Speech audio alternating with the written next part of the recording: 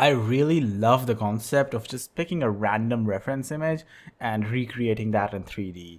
Honestly, once you're good at it, just take a random picture with your phone and try to make that.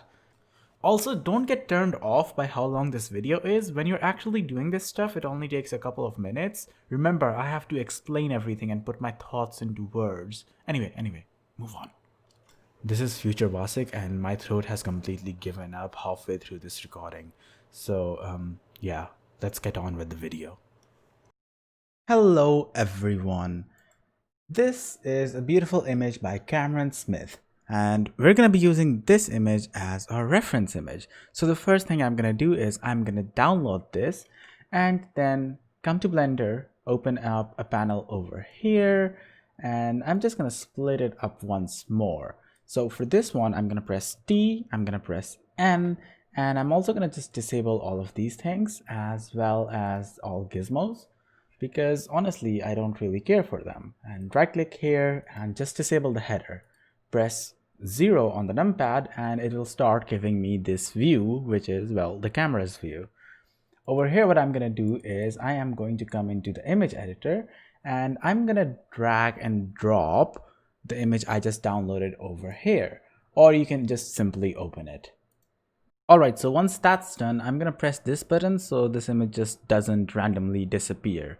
And you'll start to notice that, okay, this image is not square and, well, whatever camera dimensions you use, I'm using square over here, but yeah, it's gonna be off. So let's fix that. For that, I want you to download an amazing tool called fSpy. I am going to link this in the description down below, and this is an insanely powerful tool. It used to be an add-on in Blender, and then it got so amazing that they just ended up making a separate app for it. So what I'm going to do over here is I am going to drag and drop the image over here as well. And I'm going to disable dim image. Actually, no, I'm going to keep it in. So how does this work? We have the z-axis, the x-axis, and the y-axis, and this is what they're pointing in right now. This is just arbitrary. This is, I believe, by default, this is the setting. And if you come to Blender over here, you'll notice that, okay, there's an X, there's a Y, and there's also a Z. There's also a Z axis. Yes, it's called an axis Vasik. Let's try and align this stuff right now, okay? So for example, in this image, this table is gonna be along the X axis, this is gonna be along the Y axis, and I guess this line can be the Z axis. Why does this matter, by the way? Does it matter? Yes, it really does. So the reason we're doing this is because the camera over here has a ton of settings. So it has its own transform, it has, location, rotation, it has a focal length. The image has its own size, which I believe is over here. So we need to figure out all of these different settings. And since I don't really have, well, the cameraman to ask him what the focal length of his camera was or anything else like that, to be honest, this picture might be edited as well. So it doesn't really matter what the focal length was because, for example, he just cropped it up. That messes with everything. So we want the perfect settings for this one image, and fSpy does that for us. Let's do that. Let's set this all up. So y-axis is going to be, well, okay, one second. Let's move over here. This is going to be the Y and this is going to be the X. So X and Y. So move the X over here. So let's move it to, say, this corner. And we're going to tell it to move over here to, say, this vanishing point, right? That works. Let's move it along all the way to the end over here. And let's set up the Y over here as well. Let's say move it to the same point.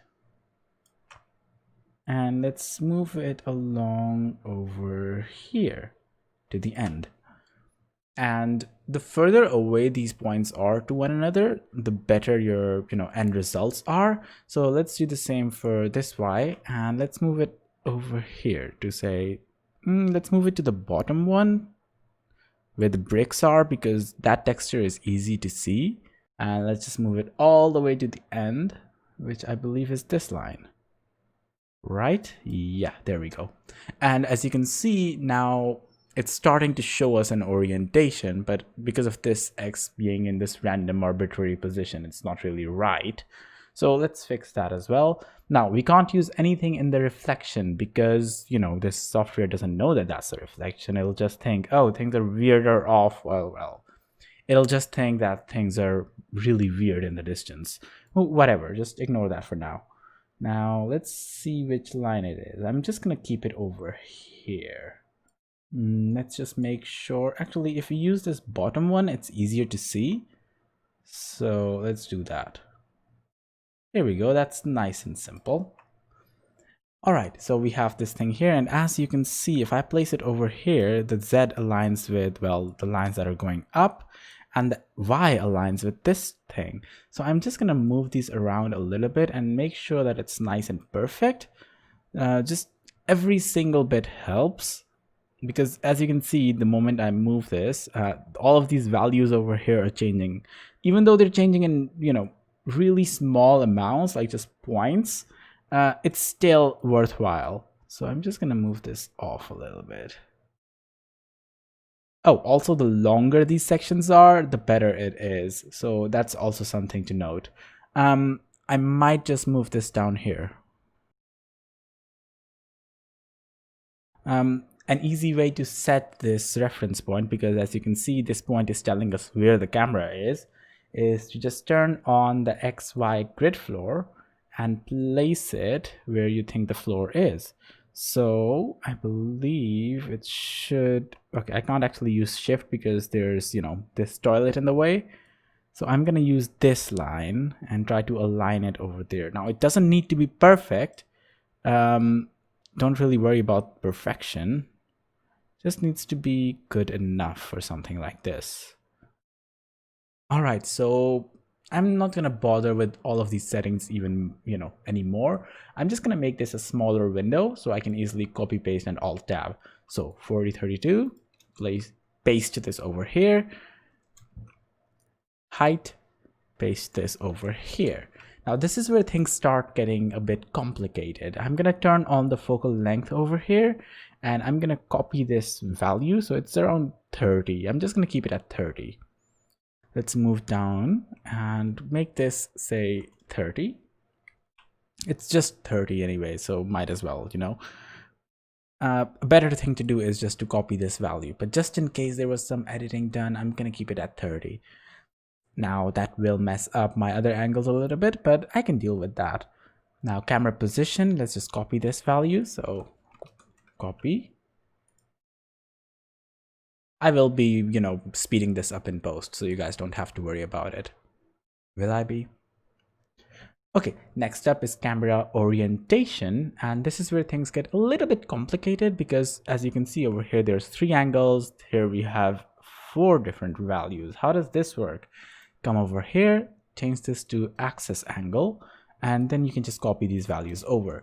Remember, the X, Y, Z over here are the first 3 values, while in Blender, it's, you know, the last 3 values. So let's just copy those in. And finally, we have the angle. Move that over there. Alrighty then. Okay, so now that all of those settings are done, or well, all of those settings are imported over here, I can actually begin working. As you can notice, I deleted the default cube, and you know, what you're gonna do about it. This menu, I believe is, well, this menu is coming up with Shift S, and it's really useful. Anyway, let's start it all off. What I'm gonna do is I'm gonna enable background image over here, and I've already loaded this in, but yeah, just go ahead and click this and select that one image that you have. Now I'm gonna add in a plane, and what I'm gonna do is I'm gonna get into top view, and I'm gonna move this plane, so gx and -1, gy -1, so that plane moves over here. And as you can see, it's pretty much aligned itself with the world that we have. Now it's not perfect, but is that really our concern? It really isn't, by the way, just saying. Now I'm gonna get into edit mode, and for the sake of this video, I am not gonna be, well, extruding it all up and then scaling it up. I'm gonna do it a different way. I'm gonna select this edge, and I'm gonna stay in top view by pressing numpad 7, and I'm just gonna move it out to say over here. That is by G and then pressing X, by the way. So say -10. Okay, never mind. I'm gonna hold control. Is it control or is it shift? I don't actually know right now. So instead, I'm going to enable this thing and change this to increment and G, X, and move it all the way over here and do the same thing down here. So G, Y, and do that. Next up, what I'm going to do is I am going to press tab once more to get into edit view. Select this face. So you can select vertices, edges, and faces. So select this face and move it up. Now, roundabout over here is fine. You shouldn't really be worrying about this bit a lot. And finally, what I'm going to do is I'm going to turn off back face culling, turn it on, and I'm going to invert all these faces. So select them all by getting into edit view, press A, Alt N, and just flip them. So now we can always see inside our box that we've made. Now, I'm going to try to keep this a self-contained scene. I'm going to make sure that all the light's coming out from either this window over here or there's some bulb inside here. So for now, since if you get into rendered view, this will happen.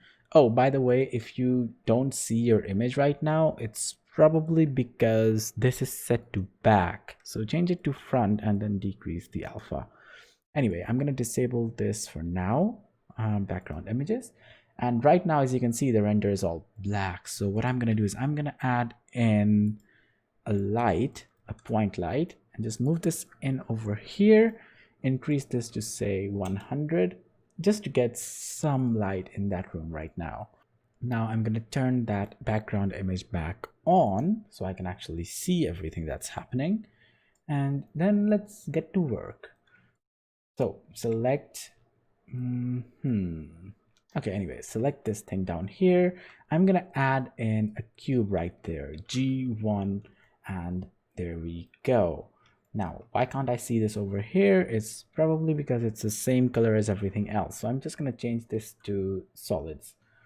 Now, next up is this shelf over here. And for that, I'm just gonna duplicate this cube by Shift D, move this along over here, and then zoom in on this thing. Now, if I move this up, as you can see, it's aligning itself with this edge over here. And what I can do right now is just scale it. But whenever you're scaling something, make sure you're in edit view. So S and X, and just move it along over here to match that edge over here, this one. And finally, I'm going to select this edge and just move it along the X direction as well, and just move it out of view. Everything that's out of view, you don't really need to model. So let's select this thing over here now, and we're gonna move it back. So we're gonna match this top slab over here. So G, Y, and just match it over here. All right, so that's gonna be that thing modeled for now. And this is, well, I think this is floating, right? Is this floating? Yes, it is. So I'm going to do that as well. Select this bottom edge. Select the bottom face and move this up over here. Now, the reason there's, well, this area over here that's supposedly empty in the image, but not over here, is because of this top slab. As you can see, the top slab is extending outward. So that's not really a concern that we need to, worry about right now. What I'm going to do is I'm going to just try to match this as much as possible. Now remember, it does not need to be perfect. It never needs to be perfect, okay? Actually, it's kind of good if it's not perfect, because then you can just be like, oh, this is imperfections. Next thing that I'm going to do is I'm going to do this mirror over here. And that's going to be fun, because for the mirror, what I'm going to do is I'm going to add in, how should we be doing this? Let's think about it. So the easiest way to do it is just to duplicate this cube, because it's roughly the same size. So I'm going to duplicate this, move it up over here, and I'm going to start moving this back until it reaches, say, this much. Yeah, seems nice enough. And then I'm going to select this bottom edge and make it match that mirror as well. So G and Z to move it. And I'm going to do the same with this back edge. So G and X. and select this top edge and just move it up over here to, however much you think a mirror should be. All right, there we go. Now there are some things over here that you should keep in mind, and that is that there is a shower room back here. As you can see, this is the door for entering, and this is the shower head that's, I believe, going into the wall. And I have no idea what this is. If you do, please tell me. But yeah, that means this room isn't actually a square. It's more of a, well, there's a wall over here, and then it goes like this, and there's another room over here for the shower. And we can worry about all of that later, because for now the only thing we're interested in is everything that's directly in view of the camera. So let's keep at it. The next thing that I'm going to do is I'm going to try to make this window over here, and I'm not actually trying to make the windows or anything. I'm just trying to match the dimensions. So just move up here, Shift D. I'm going to rotate it along the Z axis by 90, and then I'm just going to move it along over here and see if I can match it, because it was roughly at the same height, right? Yes, it was. All right. Now I'm going to move it along the Y so it can line up with that edge, move it up. Now I am trying to match it with this outside part of this window, but technically what I should be doing is matching it with, well, 1 second, where does the wood start? Along this point, basically. Somewhere along this point. So let's do that. Let's just shift and press Shift X to lock it in the X direction, and now you can only move it in the Z and the Y direction. Hold Shift to have better control over it, and then you can easily just do that. So things didn't really work out the way I wanted them to, because most probably that is not the edge that I'm looking for. So Shift X, and I'm just going to move it over here to an edge that I can actually see. And there's still going to be some distortion along the outer sides, because if you remember, the focal length that we selected was not the exact same as what fSpy gave us. I just wanted a round even number of 30. Anyway, all right, so that's pretty good, and I'm gonna disable this thing right now so I can actually see what's going on. Now this is really bare bones, and I'm gonna try to make it a bit better right now. I'm gonna try to model a little bit, a couple more things before we can actually start adding in details and say goodbye to this part of the video. Actually, this is going to be the first part. So what I'm going to do is I'm going to just GZ, move it up and match this thing. So GZ, move it up and match this. And then we're going to start duplicating it from, well, this top edge. Because let's be honest, everything else is, attached to this edge. So before I do that, I'm going to come over here to Object, Set Origin, and Origin to Geometry. And what that's going to do is keep an eye on this yellow thing. So Origin to Geometry, it's going to move it to the center of this entire, well, model. And this is also a good time to start setting your favorites. So I'm just going to right click this and add it to quick favorites over here. Now over here you can see remove from quick favorites, and that's because when I press Q, I already have all of these things that I use a lot, so it's in my quick favorites by default. Now there's different levels to this. So for example, there's this thing, then the bottom part is all wood. So let's make the entire wood area one unit, and then we're gonna actually model it. So let's just duplicate this and move it down to around this much is fine, because I want to get into edit view, select all, SZ, and just move it up and down at the same time. Now select this thing and change it to vertex, Shift tab to enable that, and I'm going to select this top face, GZ, and I'm going to click on, not click on, but hover over this until it's highlighted, and then click over there. All right, select everything again and zoom in over here, press S, Shift Z, and now I can easily just scale it in. Now, remember to turn this off, by the way. So now we have the size of, well, the intersection. It's also a good idea to just make sure that this base edge matches with this thing as well. Okay, so now we need to add in some loop cuts, and it's insanely easy to do with a reference image. You can press Ctrl R and you can just make sure that you match these. There's one over here, Ctrl R, there is one over here, and this is going to be the final one, and that's going to be over here. Now, as you can see, I kind of matched this with the extensions, and that's not good. So I'm going to select all of these. So press 2 to select faces. Sorry, press 2 to select edges. Hold Alt Shift and click on all of these lines. And since I really need to move all 3 of these together, actually, I also need to move this one. So just select that as well. Now you can press G and Z, and you can move all, well, 4 of them. And I'm gonna, what I'm gonna do is I'm gonna move it from this outer edge to this inner edge. So G, Z, and move it over here. Now, why did I do that? It's actually quite simple, because this part is gonna be extending out, and that's gonna be this area. So select both of these. Now make sure you don't select these edges, because that's not extending out. And what I'm going to do is I am going to press E, and that's going to let me extend it out over here. Now, there are some extensions over here as well, and if you really want to do it, you should. Actually, to be honest, you really should. Just select both of these edges over here. Sorry, faces. I keep getting confused because you don't say these things when you're actually working with stuff. You don't say edges, faces, and stuff. You just know what it is.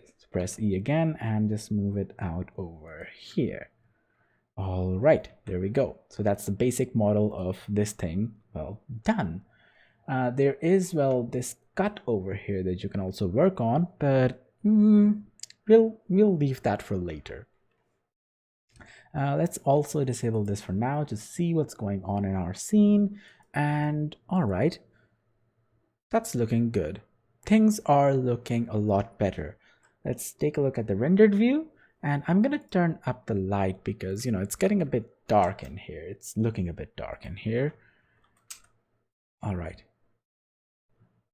Okay, so I'm gonna finish this over here because, in all honesty, this is a really nice place to stop. We have the basic model set up, and the next video we can actually start adding in more details. We can work on this toilet seat over here, and we can also work on everything that's on top of, well, you know, this shelf thingy majiggy.